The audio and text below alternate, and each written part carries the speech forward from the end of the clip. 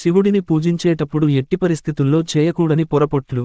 హిందూ పురాణాల ప్రకారం సోమవారం శివుడికి ప్రత్యేకం.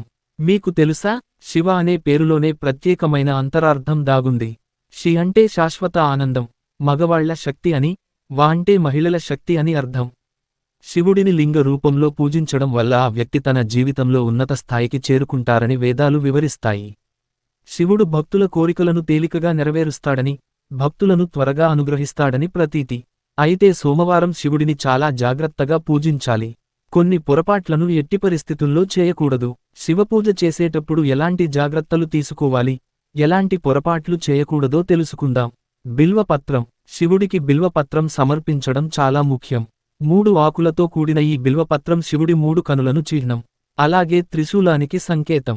ఇవి గత 3 జన్మల పాపాలను హరిస్తాయి. అయితే ఈ ఆకులను చెట్టు నుంచి పీకేటప్పుడు కొన్ని జాగ్రత్తలు పాటించాలి.